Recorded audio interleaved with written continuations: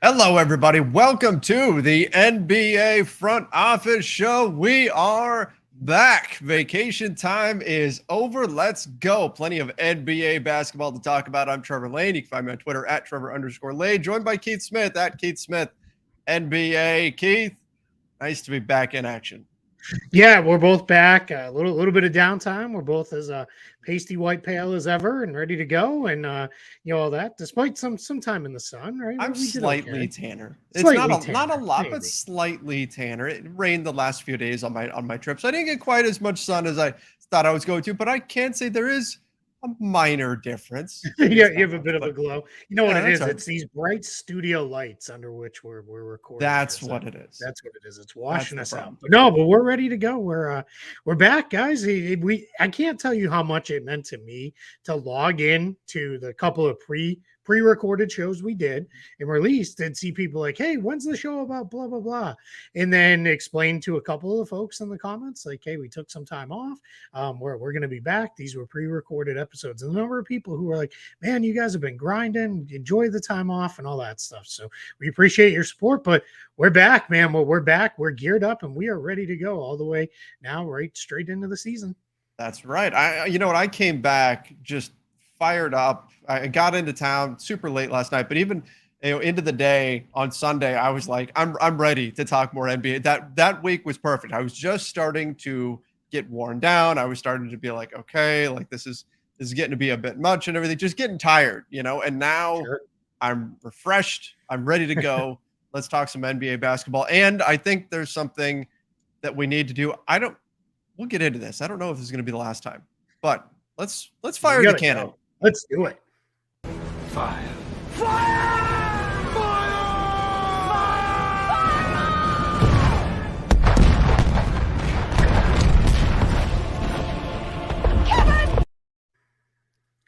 The Kevin Cannon. So, of course, the big news last week was that Kevin Durant is staying with the Brooklyn Nets. Met with ownership. How awkward was this meeting with Sean Marks and Joe Tsai, as well as Steve Nash, for Kevin Durant after coming just a few weeks ago saying, I want these guys gone. If you want me to return, you need to fire these guys. And then he sits down for a meeting with them and ultimately decides he's staying. My thoughts is this is more, there wasn't any place for him to go, then he's suddenly super happy to be a Brooklyn Net. Yeah, completely agreed. I think what happened here was he exhausted all of his avenues towards get me out of here. I think he had gone into even as deep into fire Steve Nash and Sean Marks and maybe I'll stay. And the Nets were like, nope, we're not doing that either. And the Nets stuck to their guns. They said, we are not making a trade unless we get the return we want. And I think this is Kevin Durant in his camp saying, hey, holding out, not going to do anybody any good. The best thing for us to do here is to say, you know what, let's keep moving forward. We're going to report to camp. We'll show up healthy. We'll play. And hopefully we'll rehab value a little bit. And you know what? If things aren't going well, we can always, re-approach a trade request later down the line. But for now, we got to get teams back to seeing this guy on the court and feeling good about it. And then maybe the offers will come. But for now, yeah, this is what it is. And the Nets are, they're moving this thing forward with the team that they, I think, kind of put the roster together envisioning. Which is a pretty good team when you look at it. I mean, they landed TJ Warren. You've got pieces here that are very solid. We had this team projected to be the team to come out of the Eastern Conference last year, and obviously they didn't. It was a massive train wreck, and the Lakers were the same thing on the other side of the other conference. But still, this is a very good team at its core. I'm interested to see what Ben Simmons looks like with them. That's a whole other breakdown we can get into when we start talking about the Nets off season. But I think there is still optimism that this team can be very good this year.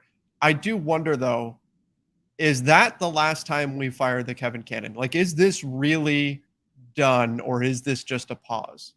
No, I think it's probably the last time. I think well, it depends. I guess anything's a pause, right? If we Well, did do it long enough, but sure, no, but within this reason, season.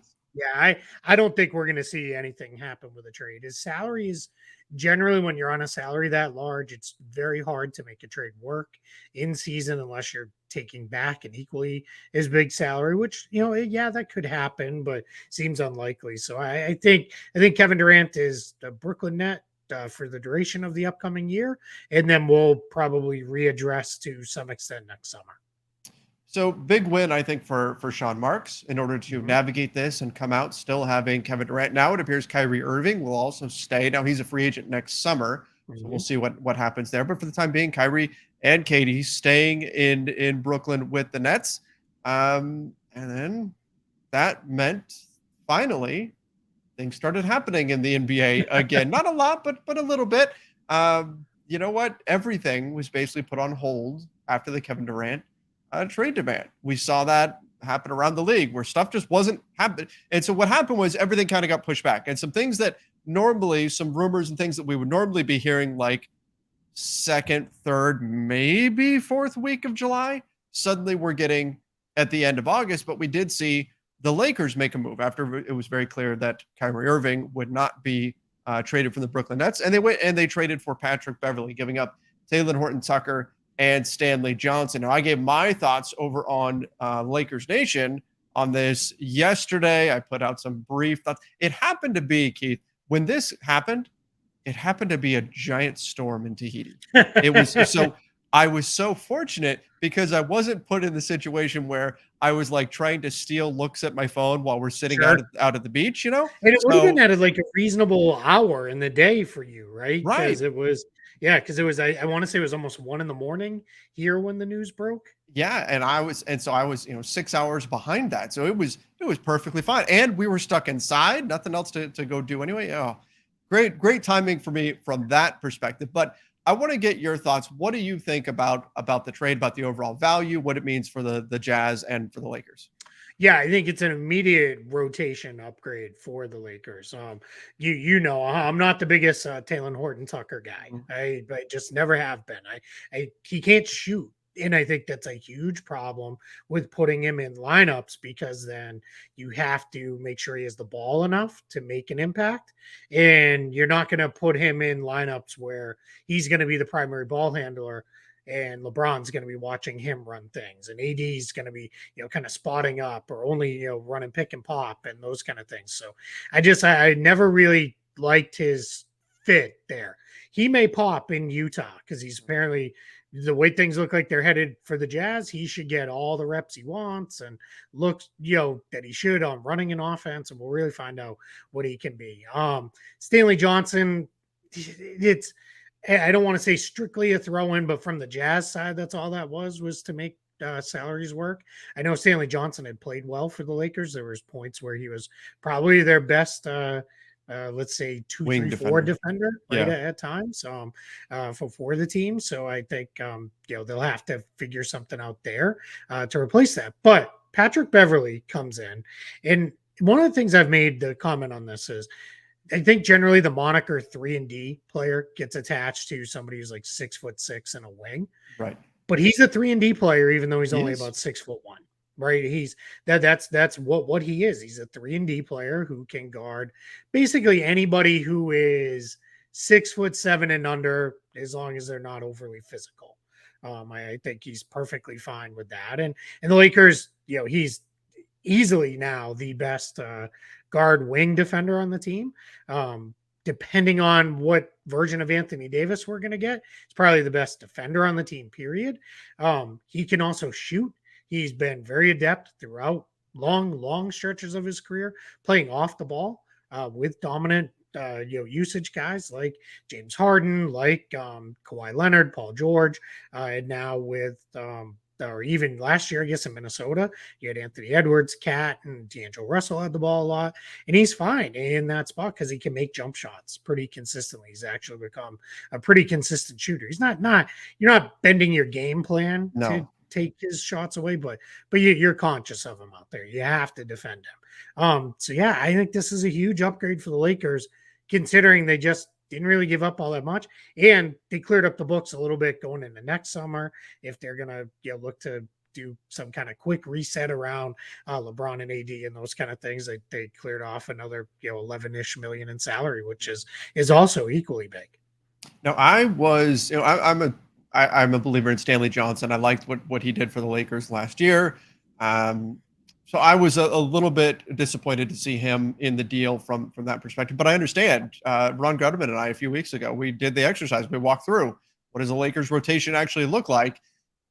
It was very difficult to find any minutes for Taylor Horton-Tucker. He was on the outside looking in every road because we just couldn't find a spot where it made any sense to put him on the floor.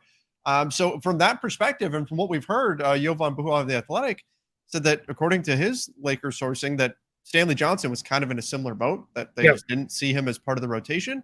So if you gave up 2 non-rotation guys for a guy who's very clearly a rotation guy, maybe a starter, depending on what happens with the rest of the roster, I think it's a move that you got to make, particularly after LeBron signed that extension with the Lakers, which is the other thing that we hadn't discussed yet. LeBron signs that extension with the Lakers, adds on, just like we've been saying, it would be a 1+1 deal, can be a free agent again in 2024. But once he committed, you had to then follow up with some win now moves. Yeah. Which brings us to the next part of this. Patrick Beverley and Russell Westbrook have a long history. A long history in the NBA. Now, I don't know what their relationship is like now. Who knows? Maybe they're good friends now. I mean, Patrick Beverley said some positive stuff on Twitter the other day. So did LeBron. Do you think the likelihood of the Lakers moving Russell Westbrook went up, down, didn't change when they traded for Patrick Beverley? I'll say it went up slightly because I all of the impediments to making a Russell Westbrook trade still exist, right? He makes a lot of money. There's at this point now a couple of years of evidence that he's probably not worth what he makes, and if you do see him as that, then you've got to really build an entire roster and offense around his game. And the Lakers, whether it sounds like now they're open to moving both for those first round picks, 27 and 29, if they get back rotation upgrades. So that's, kind of the key qualifier there. Obviously, they're not going to do it to just dump Westbrook, but I think there is now, as odd as it sounds, because they already made one trade with Utah, I think we could see a second trade with Utah. Mark Stein had some reporting over the weekend that there's a lot of people who think we could see it be Lakers, Jazz, and Knicks in a 3-team trade that sees Mitchell land in New York. Some of the role players with the bigger salaries, guys, let's say 15 to 25 million players land in LA, and kind of the young players and the draft picks land in Utah, along with Russell Westbrook. And then you presume probably a buyout after that, or the Jazz would just, sit him or whatever the case would be. So I think there is a chance that may have some legs. We've been hearing a lot of reporting over let's call it the last week, that the Jazz kind of want to get this done before camp starts. So right as it stands right now, we're less than a month out from that. So in the NBA, there's kind of an unofficial cutoff of Labor Day for making moves, because shortly thereafter is when everybody starts filtering back in for the kind of informal, unofficial workouts prior to training camp. So we'll see, right? We're getting down to it. It's everybody's pointing towards maybe something's going to happen here sooner rather than later, if that's the direction we're going, with another trade freeing up. And I thought it was funny that Patrick Beverley, I don't know if you saw this because you were obviously on your trip, but he tweeted something like blame KD for there being no trades, and then instantly the next day he's traded. So I just thought that was great.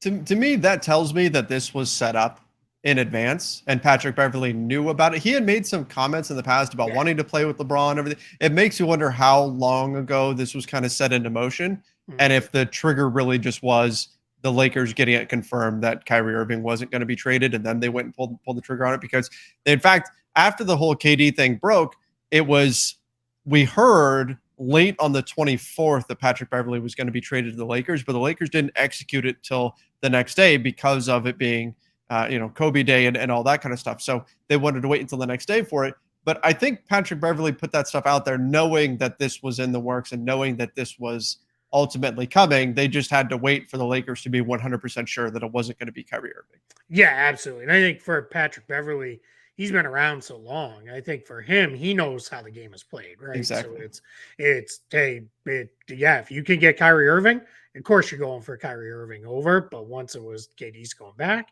they're not going to trade Kyrie. So let's move into, move on to the next thing. So yeah, I don't get the sense that the Lakers are necessarily done, but if we get much past next week, a week from now when Labor Day is passed, I think maybe we at least start the season with the roster kind of as it is for now. And at that point, I think it's probably, Russ starts and Beverley plays behind him, and then maybe you eventually work, because I know Darvin Ham, there was reporting that he's committed to finding a real role for Russell Westbrook on the team, and I don't think that real role is waving towels on the sidelines. So so let's see. But I get the sense they're not done. I think the willingness to put both picks in a trade now for rotation upgrades. It doesn't have to be Kyrie, right? I think that frees up for more movement coming. Yeah, exactly. That's what we're going to wait to see, because essentially that's what the holdup has been. Every team that the Lakers have been dealing with been saying, give us both first. The Lakers have said no, and we're just waiting to see who blinks, or if there's some sort of compromise that they can come through. Yep. All right, let's move back to the Nets. Markieff Morris in discussions. Last I saw, I believe it was from Shams, it was they're in deep conversations or deep discussions, something like that, to that effect. To have Markieff Morris join the net. Typically, when it gets to that point, it's going to happen. Yeah. It's just a matter of, when do they finally make it official? But what do you think about that potential addition to Brooklyn? Yeah, I think it's fine. I don't think it necessarily changes their outcome or their ceiling or anything like that all that much. I think adding Markieff Morris is fine. They added Yuta Watanabe, who had played for the Raptors and had flashed at times over the last couple of years with Toronto. He was pretty good 2 years ago when they played the season out in Tampa, and it was kind of the season from hell for them, where they just had injuries and they weren't home. But Morris you saw him 2 seasons ago, right, with the Lakers. Didn't look like he had a ton left. I know he got hurt last year in Miami, but it's fine. I'm not gonna go one way or the other. That team just needs to add some veteran bodies to their bench. Would you? The one thing that's curious here: would you rather have Markieff Morris or Blake Griffin, who's still sitting out there? I think I'd rather have Blake at this point. One, he kind of already, what you're getting in him.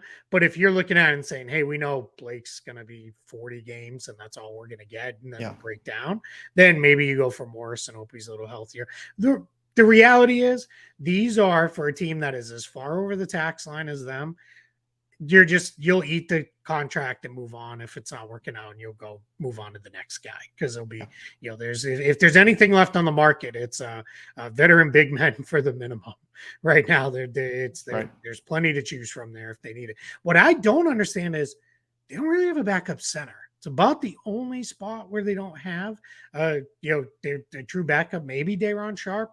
They're going to run him a little bit more, the second-year player, and maybe that's the plan behind Nick Claxton. But we'll see. That's kind of the one spot where this team is not very deep, because none of their guys who are fours are really going to play up at the 5, unless they do what kind of us and the entire basketball world has begged for, is Ben Simmons at the 5. Maybe we'll see some of that.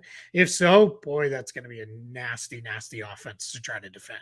Absolutely. That would be really interesting to see that happen. But if I'm the Nets, I'm probably not, even if that's my plan, I probably want another guy who can man that center position, because you don't know for sure Ben Simmons at the 5 is going to be a consistent thing that works game in and game out. So, but like you said, this is a very easy position to fill. If you need a backup center, there's lots of them out there. Maybe they also were just kind of waiting to see what would happen with the Kevin Durant situation before they made any moves, which is almost certainly what's going on here. Maybe they see Markieff Morris as a backup 5, and they think, we trust his ability to shoot the 3 a little more, something like that. I don't know what their thought process is here, but if they decide we need a backup 5, they can decide in 5 minutes from now, we need a backup 5, and they can have one in 10 minutes.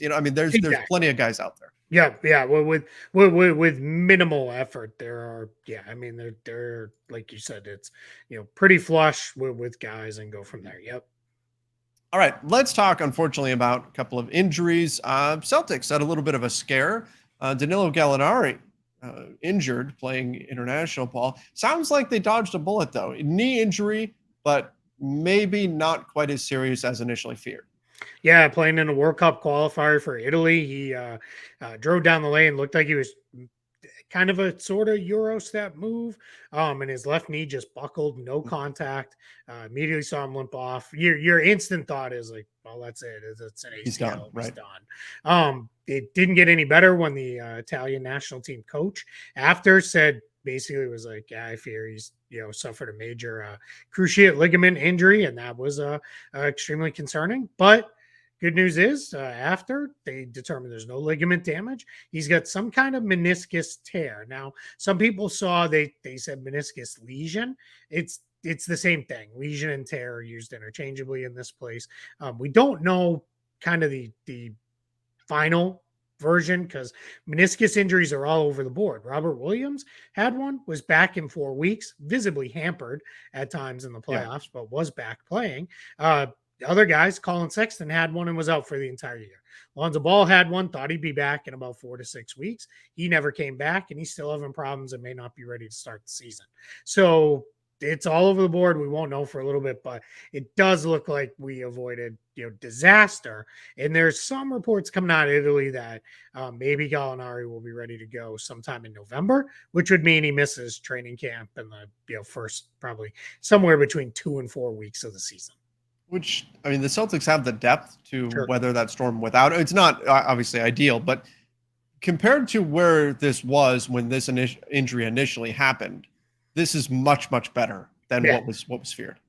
Yeah, absolutely. Because at that point, it was, all right, you've got a bunch of open roster spots. Who's available? And you start like I wrote a piece for Celtics blog where I was like, I would probably consider Carmelo Anthony. He's kind of a decent replacement for what Gallo brings. Like neither one of them's no one's signing either guy for their defense. No. And Melo can still score. He can still shoot. He can still do some stuff off the dribble. Still hurt a mismatch.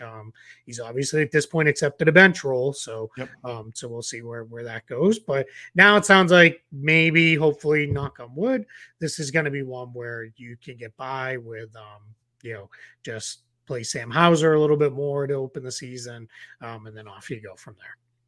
All right. A similar injury for Gary Harris of the Orlando Magic. We talked about him right before, or no, it was on one of our shows during the vacation time here. We got into the Orlando Magic. We talked about how great of a contract this is for them, or how tradable of a contract it is for the Magic, but now a knee injury to him as well. Hopefully this isn't something that hampers his season too much. Yeah, agreed. Yeah, it's we'll see. Again, we don't know where this one's going either, but it sounds like this is maybe not season ending for him as well. So now the Magic have a lot of guards. It's one position where they certainly have a lot of guys. But Harris was kind of the veteran guy in that group, and he was going to play in the mix with Markelle Fultz, Cole Anthony, and last year's first rounder, Jalen Suggs. And I think me and probably about 7 other people outside of Magic fans noticed he was pretty good last year. He actually shot the ball well. He got back to being a pretty solid defender. So, this one's just kind of a bummer where, we're sitting in this point. But what you hope is he gets back with enough time to play and maybe play pretty well. And then maybe what we look at is, maybe then the Magic are looking at a trade or something at the trade deadline to move him. His deal, Mo Bamba's deal, Bol Bol's deals, they were all set up with that non-guaranteed second season to make these guys very easy to trade at the trade deadline. Right. Yep. They're going to be really interesting to keep an eye on as we get closer to that date. Obviously, plenty of time between now and the trade deadline as of right now. We'll see if Gary Harris, though, can get back on the floor, because that's going to be pretty critical to his trade value if they are going to be able to flip him at the deadline. Finishing up here, the Hornets still looking at point guards with some familiar faces. I have to laugh. Options. It says point guards. It does. Hey, I'm still in, man. You're still in vacation mode. I'm still in vacation mode. That's the problem. If you're listening to the podcast version of this, there were no mistakes made whatsoever. Everything is just fine. Yeah. You know what though? These guys are kind of ping-ponging around the league. So maybe that's what you're thinking of. Right? Oh, that was nice. And maybe Charlotte should be thinking about ping pong balls. They're point guards here, but yeah, it's I will say they are in a position where it's They don't have a ton behind LaMelo Ball and Terry Rozier right now. They've moved on from kind of the other options that they've had there over the last couple of years. So yeah, so it's kind of, let's see. They're looking at Isaiah Thomas, finished out the year there. Actually played pretty well for them for what they asked him to do. And so he's in the mix. Old friend Kemba Walker, if and when he's waived by the Pistons. I want to come back to that one in a second because a lot of people have been asking about that one. And then the second thing is the front doorbell just rang, so the puppies are letting us know. And then and now the latest player to be in the mix there is Elfrid Payton. They put him in the mix to be somebody they would look at. I would think I would probably run back IT or maybe go Kemba over Elfrid Payton. And I don't know that he necessarily fits great for what they're trying to do there, but clearly they're going to probably bring somebody in. Two things. One, Charlotte has done relatively nothing this offseason. They drafted Mark Williams and Bryce McGowan's, and that's basically it. They re-signed Cody Martin to a nice contract for what it's worth with Cody Martin. But nothing else because the Miles Bridges situation, Montrezl Harrell getting in trouble right before the start of the offseason. Those two guys, that situation's kind of hung over them a little bit here going into the summer. And now they're obviously pretty well behind. And it's kind of tough because this is a team that you would think was looking to make a move forward. And then even on the sideline, they didn't get the coach they wanted, right? Steve Clifford was clearly the second, maybe even third choice for the Hornets to come back. Kemba, I wanted to touch on this one because a lot of people have been saying, what's Detroit doing? Yeah, why have they not waived him yet? And the answer is simple is there's no rush, right? It's if they can find a trade to put his $9 million or so salary in, why not? Right? That's best for them. They're going to waive him. Everybody knows this. My guess is, again, probably working right around that Labor Day-ish deadline. And I should be very clear, that's a deadline in quotations like this for those watching. It's not real, right? It's right. But that's generally what teams look to. And then that would allow him to catch on somewhere else, maybe Charlotte, maybe elsewhere, and move on. But for now, I think it's one of those, if we can move it, not have to eat whatever amount of his salary we have to eat, 7, 8, 9 million. Great. We'll trade him and keep things plugging along here in Detroit, but we'll see. So that's why it's nothing going on. I don't think it's that they've decided, you know what, let's build the whole roster around Kemba Walker or anything like that. I think it's just let's pause. We're gonna hold and we'll see where this goes. Now let me ask something here because Montrezl Harrell's still out there in free agency, and obviously he's got some situations that he's got to take care of before teams are really going to look at him. But if the Hornets are really looking at point guards, why are we not hearing Dennis Schroeder connected to them? Because, I mean, when I talk about, look, I like Isaiah Thomas. I like Kemba Walker. I like Elfrid Payton. These guys are fine. But Dennis Schroeder is a better player right now than any of those guys. Now, I'm not saying he's a star or a starter or any of that kind of stuff, but I think he offers more. Why do you think we're not hearing Schroeder connected to the Hornets as of this moment?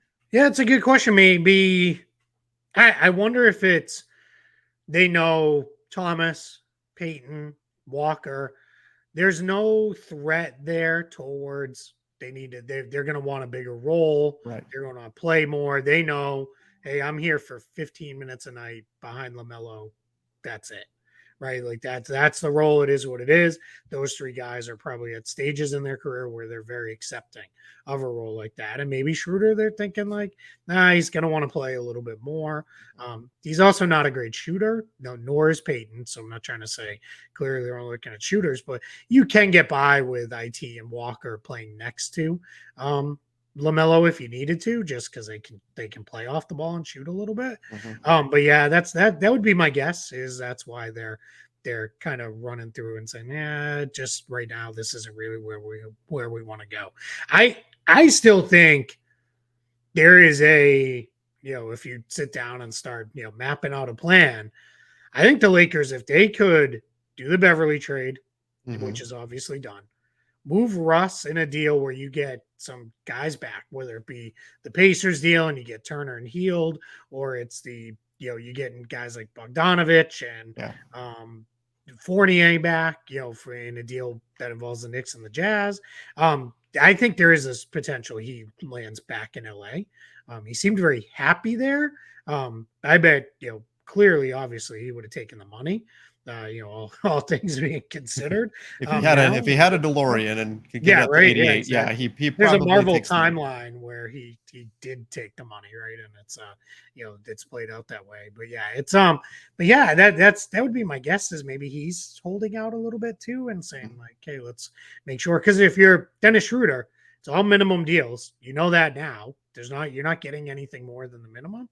So why not just kind of hang out a little bit and then pick your spot a little closer? And also, the other thing we know too is veteran guys, they're cool to roll in, a week into, the stuff. And it's like, yeah, I don't need to do all the early part. It's not the NFL training camps by any means, but I don't need to do the early parts of camp, which involve, mostly running and conditioning stuff. I'm pretty good to roll in, a week in if I need to. Yeah, exactly. So it'll be interesting to see ultimately what happens here with the Hornets. Who do they turn to for the point guard position? Where does Dennis Schroeder actually land? We'll see as we go through here. Final things before we get out of here, Keith. I will say I was able to download some stuff to watch on the planes. Basically, had to travel for like a day and a half in order to get back home. She-Hulk, thoughts? I like it. It is probably in the lower end of the Marvel TV shows so far for me. But I like it. I like that they're doing something a little different. I like they're having fun with it. They're letting it be kind of funny. They're doing the whole deal where she addresses the camera, which I think is kind of funny too. Breaking the plane. I don't know if it's setting the stage for Deadpool, who breaks the wall all the time. That's a good point. For him to just transition. It's a baby step towards that. Right? Yeah, no, that is a good point. I don't know if you saw I believe it was one of their writers asked, spoilers here, skip if you don't want to hear this. But Bruce goes away at the end of episode 2. We'll leave it at that. And I thought it was very funny. They asked the writer, what was the point of that? And they said, well, the main point was we don't want, the show's not about him, right? The show's about her. And we want it to be about her. And then also added, plus we didn't have the money. He's very, very expensive to do the CGI for that character. And this is a TV show, and we don't have that kind of budget. So off he went, and I don't know that we're going to see him again in the show. Maybe we'll hear him or something, but yeah, so I'm enjoying it so far. I'm kind of trying to take it for what it is. We'll see. This Marvel stuff too, I will say, don't judge it too early, right? Because sometimes these things end up meaning more later. But it's Marvel. It's a good example. Mm-hmm. Yeah, absolutely. Yeah. Ultron is I think the best example too. Like, there's so many people killed Age of Ultron back in the day, and it just wasn't good and all this stuff. And it set up so many things that have like come back around a million times throughout the course of this run. Yeah, the She-Hulk CGI is still throwing me a little bit. And that it's better than that first glimpse that we saw. Yes, but it's still throwing me a little bit every now and then. But again, it's the TV show. It's not the movie. I do think that was smart, because otherwise the whole show, you're sitting there wondering, okay, well, when's the Hulk going to show up? Yeah. There were a few little things, like I don't like this thing in the TV show. Like, I thought one of my least favorite things from Falcon and the Winter Soldier was it felt like they nerfed Winter Soldier, who's just this badass through Captain America and the Winter Soldier, right? He's just tearing through people. And then he's getting taken down by untrained people that have, super soldier serum and all that. I didn't like that. And so there were a few moments, like when She-Hulk is fighting the Hulk, they're kind of just play fighting or whatever. And like she runs over him with a car and it knocks him off his feet and all this stuff. I'm like, no, that's the Hulk. Like, like the car would have just bounce off of him. Like, come on, So there were some, but that's minor. But overall, I like it. It hasn't grabbed me the way some of the other shows have, but I'm in. I'm going to be watching the whole thing for sure. You watching House of the Dragon? I have not. I never really got into Game of Thrones. Huge.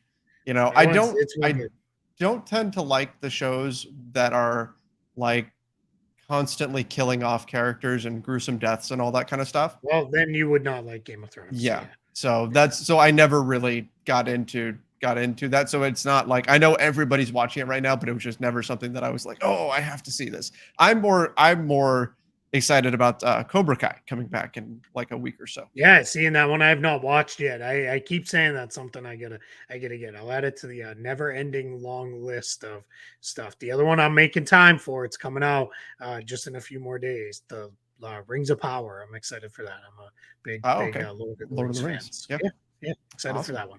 Exciting stuff on television. And pretty soon, we're going to have preseason basketball coming back. We're only a couple days out from being able to say next month. That's right. So we're getting. Isn't there a preseason? There's a preseason game at the end of September. Yeah. It'll be this month in just a few days. Yeah. Preseason, no doubt. All right. Well, I think that wraps everything up.